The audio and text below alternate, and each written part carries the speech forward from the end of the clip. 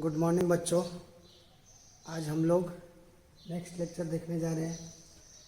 पिछले लेक्चर में हम लोग गैल्वेनिक सेल के बारे में पढ़े थे और उसमें हम डैनियल सेल को लेकर के पूरा उसके कंसेप्ट को मैंने एक्सप्लेन किया था।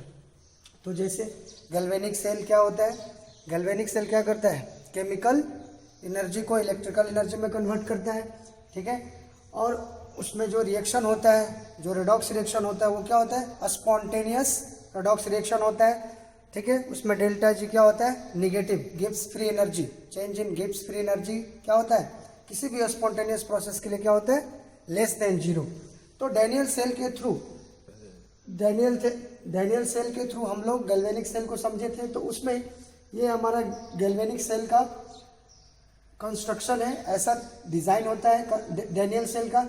डैनियल सेल जो होता है एक गैल्वेनिक सेल ही है। इसमें डैनियल सेल में ये जो जिंक और कॉपर का इलेक्ट्रोड होता है, जिंक मेटल से एनोड बना होता है और कॉपर मेटल से कैथोड बना होता है, ठीक है। और जिस मेटल का इलेक्ट्रोड लेना है उसी मेटल का यहाँ पर क्या लेना होता है, एक्वस सॉल्यूशन।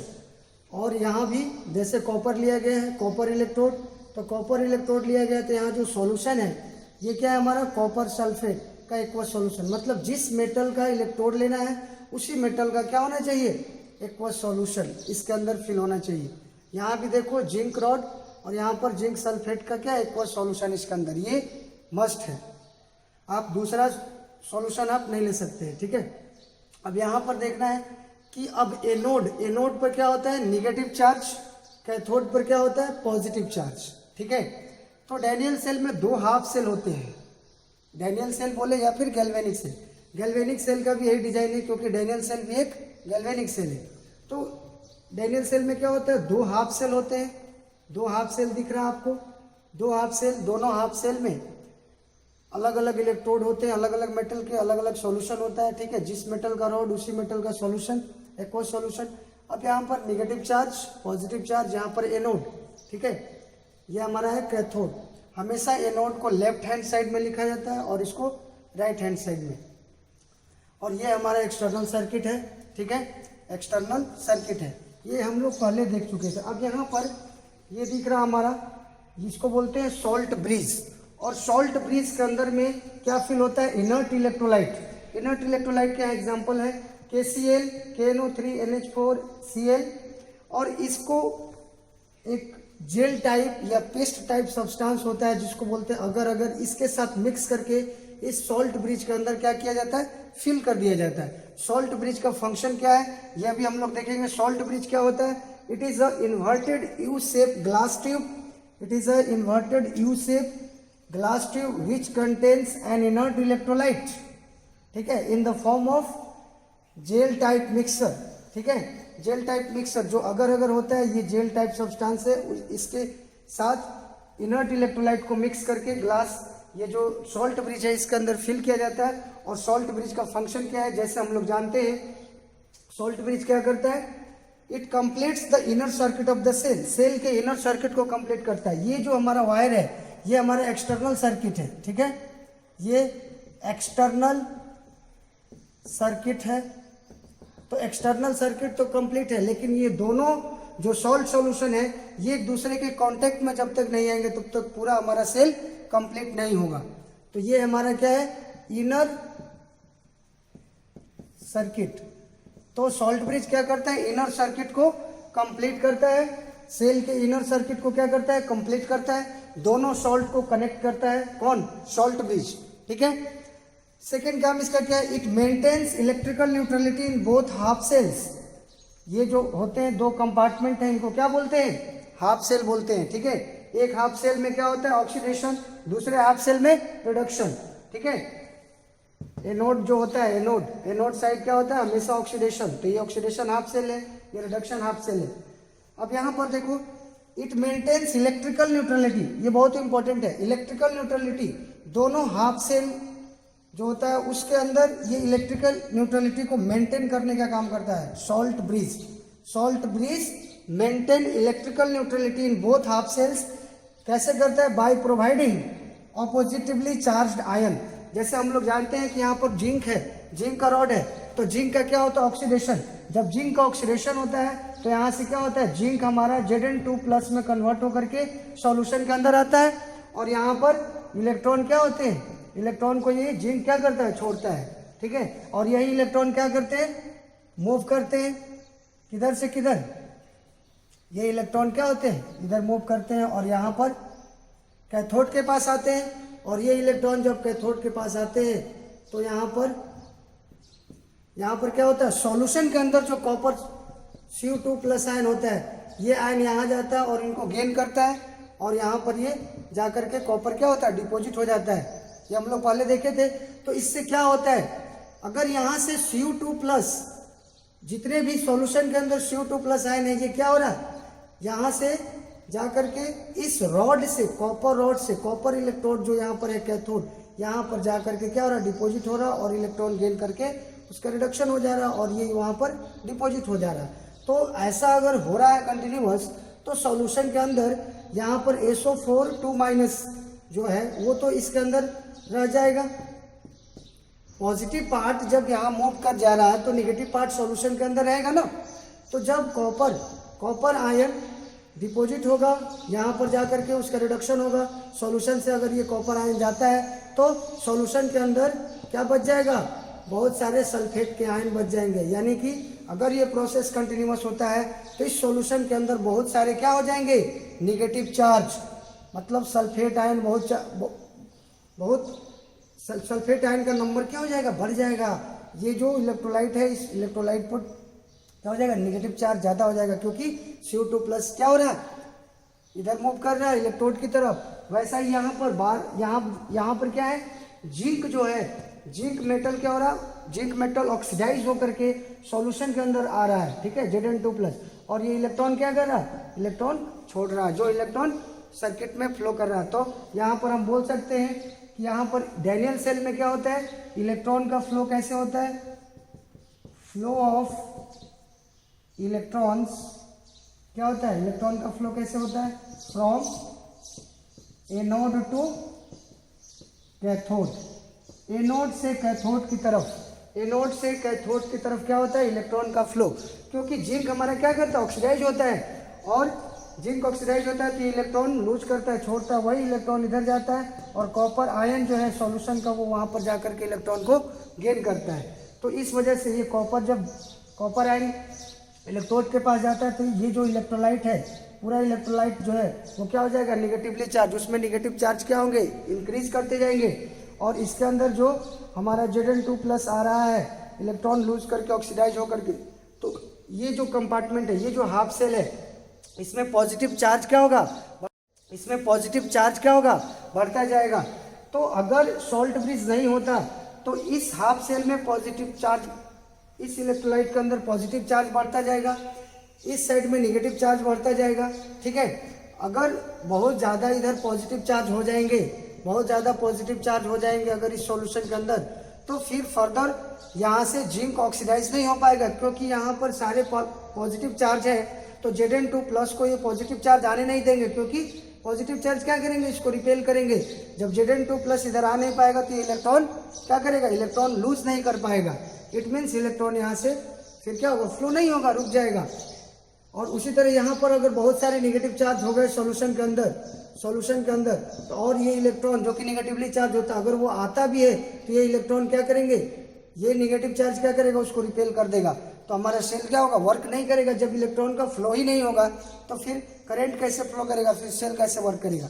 इसलिए ये जो इलेक्ट्रोलाइट के अंदर जो पॉजिटिवली चार्ज ज़्यादा हो जा रहा है, इधर निगेटिवली चार्ज ज़्यादा हो जा रहा है, इसको न्यूट्रलाइज करने के लिए हमारा यहाँ पर सॉल्ट ब्रिज लगाया जाता है। सॉल्ट ब्रिज क्या करता है, इलेक्ट्रिकल न्यूट्रलिटी को दोनों हाफ सेल में मेंटेन करता है। कैसे, by providing a positively charge ion, a positively charge. इसके अंदर जैसे हमको पता है कि नॉट इलेक्ट्रोलाइट फिल किया जाता है, जैसे KCl है, अगर इसके अंदर KCl फिल किया जाता है तो बहुत सारे KCl होंगे इसके अंदर।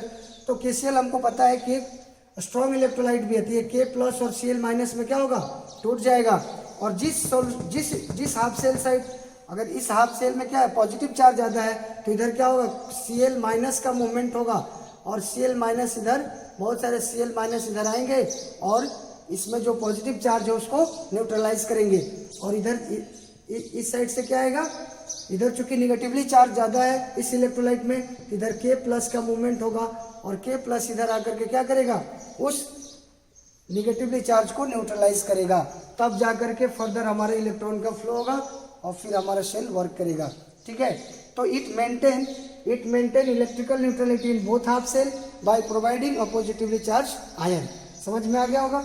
ओके, अब यहाँ पर it prevent the two electrolytic solution from mixing. ये दोनों इलेक्ट्रोलाइटिक जो सॉल्यूशन है इसको मिक्स नहीं होने देता। यहाँ पर कॉटन लगा होता है, ठीक है, या ऊन, जो कि इसके अंदर ये सॉल्यूशन नहीं जा सकता है। ठीक है, इसके अंदर से सॉल्यूशन नहीं जा सकता, और जो अगर पेस्ट है, अगर जो सब्सटेंस है ये भी नहीं जाएगा, सिर्फ आयंस इसमें से पास हो पाएंगे।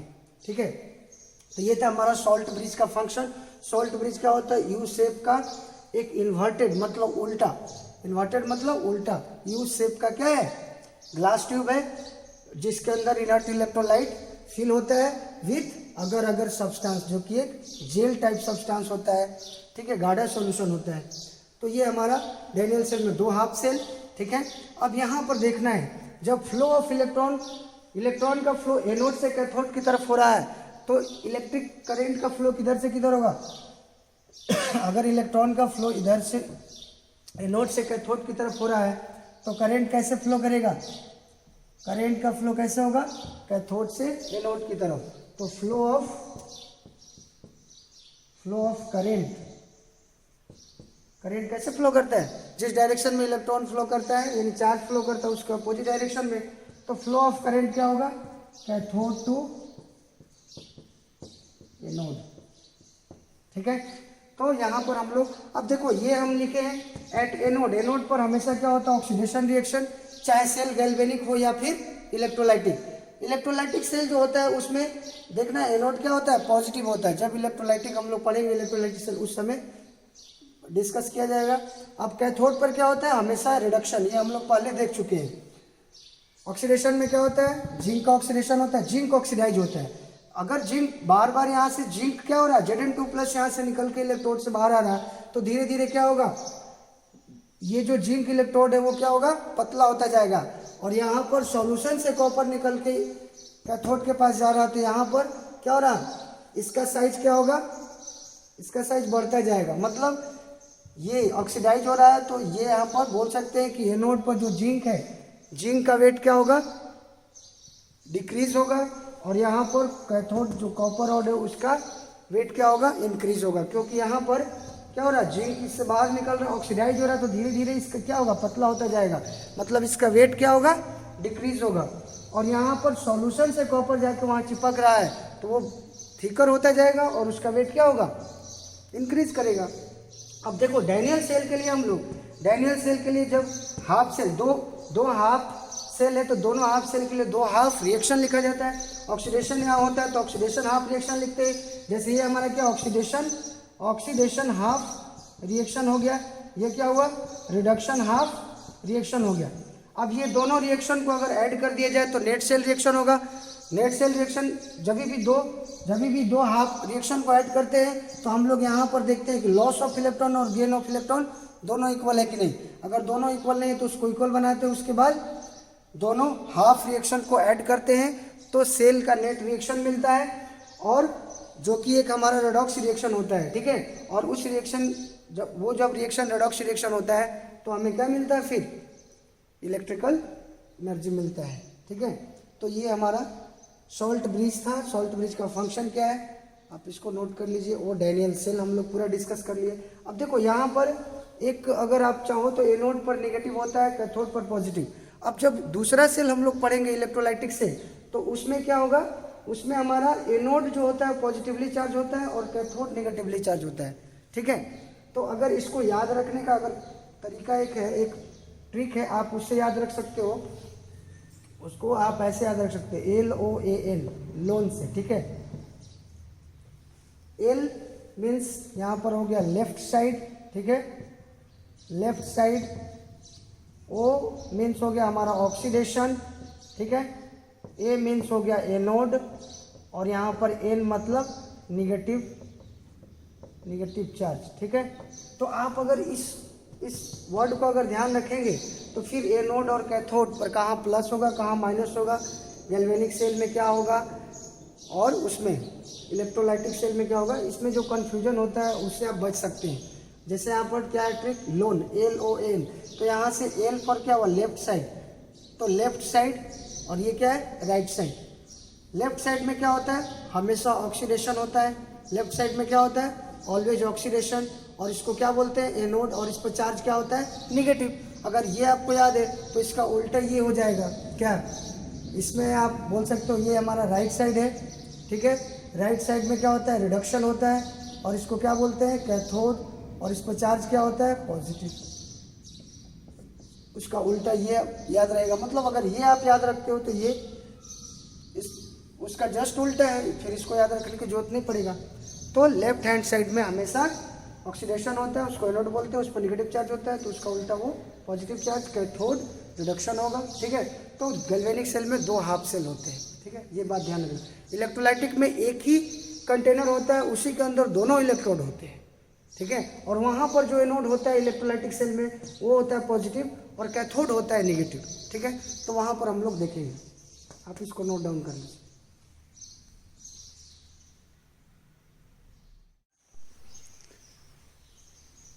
अब हम लोग देखते हैं थोड़ा सा इनर्ट इलेक्ट्रोलाइट के बारे में जान लेते हैं। इनर्ट इलेक्ट्रोलाइट क्या होता है, इनर्ट इलेक्ट्रोलाइट जो होता है उसमें जो एज ए इनर्ट इलेक्ट्रोलाइट लेते हैं उसमें जो दोनों कैटायन और एनायन होता है, कैटायन और एनायन का जो साइज होता है वो दोनों के साइज में ज़्यादा डिफरेंस नहीं होना चाहिए। दोनों का साइज क्या होना चाहिए ऑलमोस्ट सिमिलर, मतलब कंपेरेबल साइज होना चाहिए, ठीक है। दूसरा पॉइंट क्या है कि जो इसकी स्पीड है, उसके कैटायन और एनायन की जो स्पीड है, क्योंकि हमें पता है कि इधर एनायन मूव करेगा इधर कैटायन मूव करेगा, तो जो मूवमेंट है कैटायन और एनायन की जो मोबिलिटी है, स्पीड या फिर मोबिलिटी आप बोल सकते हो, ठीक है, स्पीड या मोबिलिटी ऑफ आयन,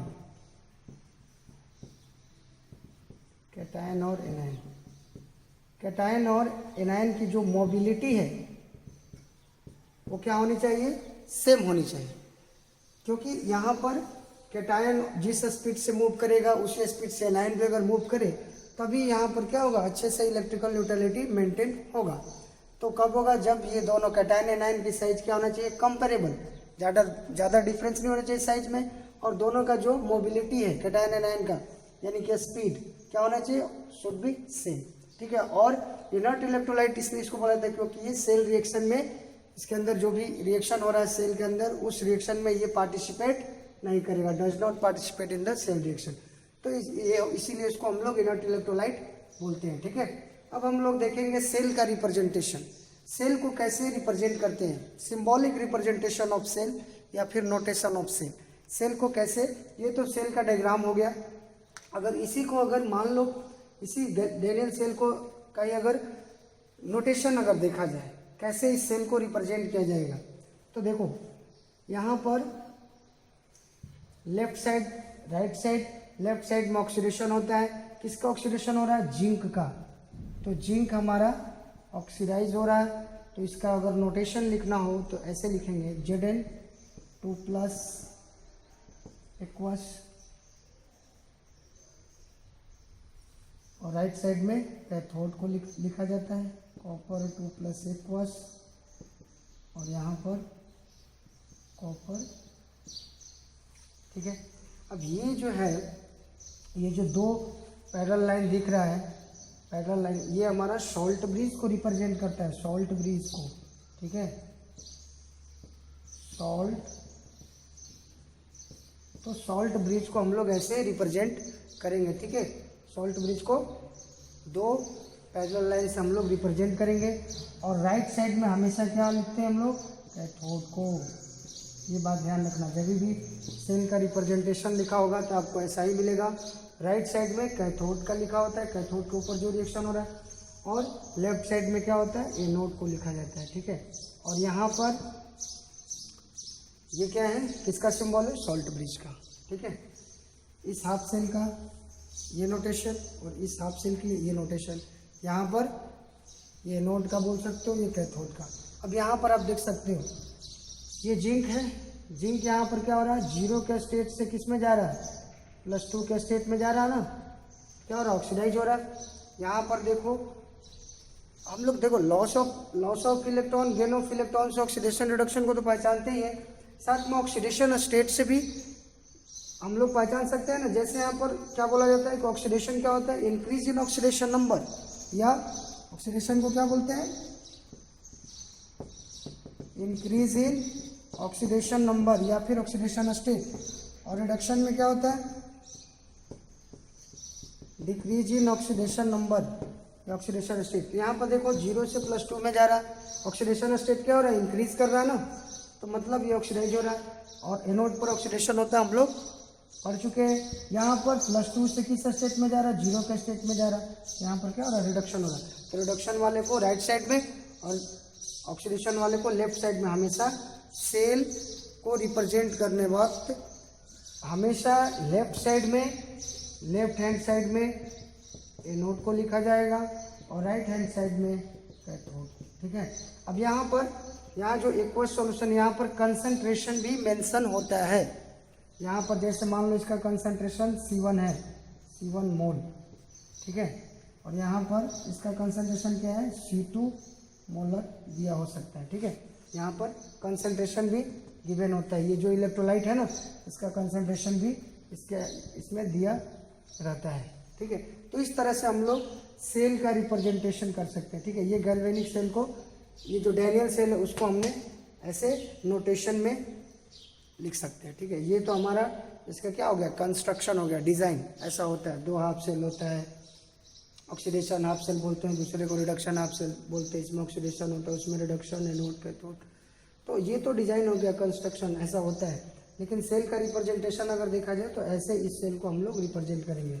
इस कंपार्टमेंट के लिए हुआ और इस कंपार्टमेंट के लिए। और हमेशा रिप्रेजेंटेशन में ध्यान रखना, ये जो सॉल्ट ब्रिज है इसके लेफ्ट साइड में जो लिखा होता है वो एनोड, एनोड पर जो रिएक्शन हो रहा है वो लिखा है, और राइट साइड में जो कैथोड पर रिएक्शन हो रहा है वो लिखा जाता है हमेशा, ऑलवेज। ठीक है, मिस्टेक नहीं करना है। और ये कंसेप्ट भी ध्यान रखना ऑक्सीडेशन का, increase in oxidation number, decrease in oxidation number, reduction. ठीक है,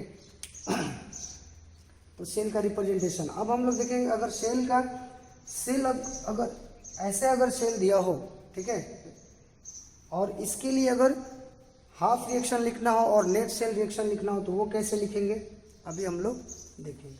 ठीक है,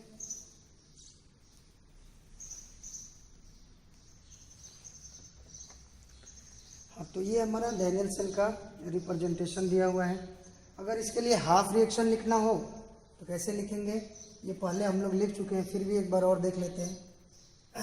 एट एनोड, एनोड पर क्या हो रहा है, ऑक्सीडेशन, तो ऑक्सीडेशन हो रहा है तो यहाँ पर क्या लिखेंगे, ऑक्सीडेशन हाफ रिएक्शन यहाँ पर आएगा। क्या होगा, ऑक्सीडेशन हाफ रिएक्शन कैसे लिखेंगे, तो Zn हमारा क्या हो रहा है, ऑक्सीडाइज होकर के Zn2+ एक्वस, और हमारे यहाँ पर 2 इलेक्ट्रॉन लूज कर रहा है। एट कैथोड की अगर बात करें तो वहाँ पर होता है हमारा रिडक्शन। ठीक है, रिडक्शन रिएक्शन होता है तो उसके लिए रिडक्शन हाफ रिएक्शन हम लोग लिखेंगे। रिडक्शन हाफ रिएक्शन में क्या होगा, यहाँ पर कॉपर 2+ 2 इलेक्ट्रॉन गेन करके कॉपर में कन्वर्ट हो जाएगा। अब दोनों हाफ रिएक्शन को अगर ऐड कर दिया जाए तो क्या हो जाएगा, नेट सेल रिएक्शन। तो ऐड करने से पहले हम लोग लॉस ऑफ इलेक्ट्रॉन और गेन ऑफ इलेक्ट्रॉन क्या होना चाहिए, must be equal. Total number of exchange of electron क्या होना चाहिए, इक्वल। अगर नहीं है तो पहले इक्वल उसको हम लोग बना लेंगे, उसके बाद ऐड करेंगे। तो आप यहाँ पर देख सकते हैं ये कैंसिल आउट हो गया। आप इसको सिंपली ऐड कर दो, Zn solid plus CO2+ aqueous, Zn2+ aqueous plus CuS। तो ये हमारा हो गया डैनियल सेल के लिए क्या हो गया, net cell reaction. Net cell reaction हमारा डैनियल सेल के लिए हो गया, जो कि हमारा क्या एक रेडॉक्स रिएक्शन है, और यही रेडॉक्स रिएक्शन डैनियल सेल के अंदर होता है। और क्या मिलता है, इलेक्ट्रिसिटी, उसके बदले क्या मिलता है, इलेक्ट्रिसिटी। ठीक है, तो यहाँ पर डैनियल सेल का। अब इसी तरह से अब किसी दूसरे सेल का भी अगर रिप्रेजेंटेशन गिवन हो, सेल का रिप्रेजेंटेशन आपको ऐसे ही क्वेश्चन आपको कहीं भी आपको मिलेगा तो सेल ऐसे ही इसी फॉर्म में, नोटेशन के फॉर्म में गिवन होगा। आपको बोलेगा कि इसके लिए कैथोड और एनोड पर हाफ सेल रिएक्शन लिखिए और नेट सेल रिएक्शन सेल के लिए जो होता है वो लिखिए, ठीक है। या फिर यहाँ पर नेट सेल रिएक्शन दिया हो तो आप नोटेशन लिख सकते हैं सेल का। क्यों? क्योंकि आप यहाँ से चेक कर सकते हैं। अगर मान लो अगर ये नेट सेल रिएक्शन गिवन हो और हमसे सेल को रिप्रेजेंट करने के लिए बोले, रिप्रेजेंटेशन दिखाओ सेल का, तो कैसे दिखाएंगे? यहाँ पर देखेंगे कि ये 0 से किस स्टेट में जा रहा है, +2, तो यहाँ पर क्या हो रहा है, ऑक्सीडेशन नंबर इंक्रीज कर रहा है, तो मतलब जिंक क्या हो रहा है, ऑक्सीडाइज हो रहा है। तो ऑक्सीडेशन कहाँ होता है? एनोड पर। और एनोड को हम लोग क्या करते हैं, यहाँ पर लेफ्ट साइड में लिखते हैं। तो यहाँ पर जिंक का दिखा देंगे, Zn से Zn2+, Zn से Zn2+, और उसके बाद यहाँ पर +2 से 0 में जा रहा है, मतलब ऑक्सीडेशन नंबर क्या हो रहा है, डिक्रीज, मतलब रिडक्शन। उसको राइट साइड में दिखाते हैं। ये एकदम बिल्कुल ध्यान होना चाहिए, ठीक है। और जरूरी नहीं, अब ये तो डैनियल सेल की बात हो गई। अब यहाँ पर दूसरा इलेक्ट्रोड, अलग अलग मेटल का इलेक्ट्रोड आप लगा करके अलग अलग टाइप के गैल्वेनिक सेल बना सकते हो, ठीक है। और उसके लिए फिर हाफ रिएक्शन और उसके लिए आप नेट सेल रिएक्शन निकाल सकते हैं। जैसे एक हम लोग देखते हैं, और दूसरा, ये तो डैनियल सेल की बात हो गई, ठीक है। और देखो डैनियल सेल का एक चीज याद रखना, स्टैंडर्ड सेल पोटेंशियल, अगर डैनियल सेल की बात करें, अगर स्टैंडर्ड कंडीशन क्या होता है, स्टैंडर्ड कंडीशन होता है कि अगर मान लो ये जो सेल बना है तो इस सेल में जो सॉल्यूशन यूज किया गया है उसका अगर कंसंट्रेशन क्या होना चाहिए, कंसंट्रेशन अगर 1 मोलर है, इसका भी कंसंट्रेशन अगर 1 मोलर है, ठीक है। और अगर टेम्परेचर कितना रखा जाए, रूम टेम्परेचर 25 डिग्री सेल्सियस, ठीक है। टेम्परेचर कितना, 25 degree Celsius, it means 298 kelvin, ठीक है, 298 केल्विन। और अगर प्रेशर यहाँ पर 1 बार रखा जाए तो इसको बोलते हैं स्टैंडर्ड कंडीशन। और इस स्टैंडर्ड कंडीशन पर जो इस सेल का पोटेंशियल होगा या ईएमएफ होगा वो हमारा होता है 1.1 वोल्ट। ये कैसे आएगा हम लोग आगे, इसके जस्ट बाद हम लोग इलेक्ट्रोड पोटेंशियल और ईएमएफ ऑफ सेल कैसे निकालते हैं वो स्टडी करेंगे, वहाँ पर हम लोग देखेंगे। ऐसे अभी ध्यान रखना कि डैनियल सेल का इनोट सेल जो होता है, स्टैंडर्ड सेल पोटेंशियल कितना होता है, 1.1 वोल्ट, ठीक है। तो आगे हम लोग देखेंगे। अगर अब दूसरे सेल का थोड़ा देख लेते हैं।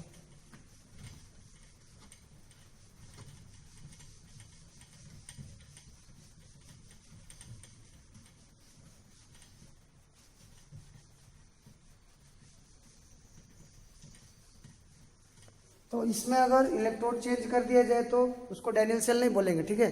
अब वो दूसरा गैल्वेनिक सेल हो जाएगा। अब जैसे मान लो यहाँ पर एक सेल का रिप्रेजेंटेशन है कॉपर, ठीक है, Cu2+ एक्वस, हमारा सॉल्ट ब्रिज का सिंबल है, ठीक है। और यहाँ पर हमारा है सिल्वर। अब ये हमारा एक सेल गिवन है। अब इसके लिए हमें क्या लिखना है, एनोड कैथोड पर रिएक्शन, हाफ रिएक्शन और नेट सेल रिएक्शन लिखना है। तो कैसे लिखेंगे, तो यहाँ पर देखो सॉल्ट ब्रिज के इधर साइड ये क्या है, एनोड, ठीक है। अब ये नहीं है कि यहाँ पर कॉपर यहाँ पर कैथोड बनाता है, जरूरी नहीं है। डैनियल सेल में कॉपर कैथोड बनाता है और जिंक से ये बनता है एनोड, वो डैनियल सेल है। अगर यहाँ पर आप किसी भी मेटल से कुछ भी बना सकते हो, बस क्या होना चाहिए, वो डैनियल सेल नहीं होगा, फिर वो दूसरा गैल्वेनिक सेल हो जाएगा। जैसे अब ये भी एक अलग गैल्वेनिक सेल होगा। अब यहाँ पर एनोड, अब इस राइट साइड में क्या होता है, कैथोड, हम लोग देख चुके हैं, ठीक है, कैथोड होता है ना। अब यहाँ पर एनोड पर रिएक्शन लिखो एट, अगर एनोड की बात करें तो क्या होगा, ऑक्सीडेशन होगा यहाँ पर, तो ऑक्सीडेशन होगा तो ऑक्सीडेशन हाफ रिएक्शन आप लिखो यहाँ पर। ऑक्सीडेशन हाफ रिएक्शन 0 से क्या हो रहा है, +2 में जा रहा है। कॉपर क्या कर रहा है, 2 इलेक्ट्रॉन लूज कर रहा है, ठीक है। सेकेंड एट कैथोड, कैथोड पर क्या होता है, रिडक्शन रिएक्शन, वहाँ पर रिडक्शन हाफ रिएक्शन लिखेंगे हम लोग। रिडक्शन हाफ रिएक्शन किसका रिडक्शन हो रहा है, सिल्वर का। सिल्वर क्या करे, Ag+, एक इलेक्ट्रॉन क्या करेगा, ये गेन करेगा और Ag में कन्वर्ट होगा, ये हमारा इक्वल्स, ठीक है। अब यहाँ पर क्या करेंगे, नेट सेल रिएक्शन लिखना है, तो अगर इसको 1 मान लो, इसको हम 2 मान लेते हैं, ठीक है। अब यहाँ पर नेट सेल रिएक्शन लिखने के लिए दोनों हाफ रिएक्शन को क्या करना पड़ेगा, ऐड करना पड़ेगा। लेकिन बिफोर एडिशन क्या देखना होता है, एक्सचेंज ऑफ इलेक्ट्रॉन सेम है कि नहीं। यहाँ पर इलेक्ट्रॉन कितने हैं, 2, यहाँ पर 1, सेम नहीं है ना। तो सेम बनाने के लिए हम क्या करेंगे, इसमें 2 से मल्टीप्लाई कर देंगे। 2 से मल्टीप्लाई करेंगे तो क्या हो जाएगा, अगर 2 से मल्टीप्लाई किया जाए तो यहाँ भी 2 आ जाएगा, यहाँ भी 2, सभी जगह 2। तो अब यहाँ पर देख लेते हैं, यहाँ पर सिंपली मल्टीप्लाई हम कर देते हैं, ठीक है।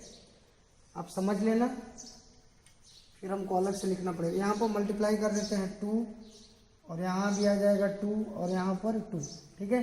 अब 2 से यहाँ मल्टीप्लाई कर लेना, मैं कर दिया हूँ। अब यहाँ पर अगर इसको ऐड करोगे तो 2 electron cancel, loss of electron equal to gain of electron. अब इसके लिए नेट सेल रिएक्शन आ जाएगा हमारा, copper +2 Ag plus equals CO2 plus, और यहाँ पर 2 Ag, ठीक है।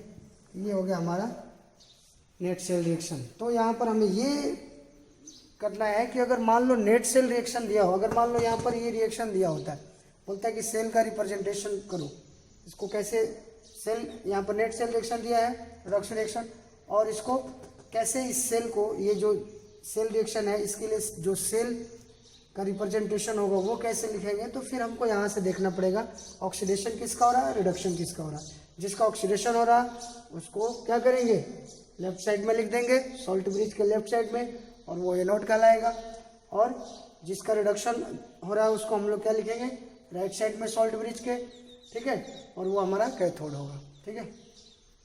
तो हमें ये ध्यान रखना है कि अगर नोटेशन गिवन हो तो हाफ सेल रिएक्शन लिखने आना चाहिए, और नेट सेल रिएक्शन, अगर नेट सेल रिएक्शन दिया हो तो हाफ लिखने आना चाहिए, ठीक है। तो आज हम लोग यहीं पर इसको रोकते हैं, ठीक है। नेक्स्ट लेक्चर में हम लोग इलेक्ट्रोड पोटेंशियल और ईएमएफ ऑफ सेल कैसे निकालते हैं वो हम लोग पढ़ेंगे, ठीक है।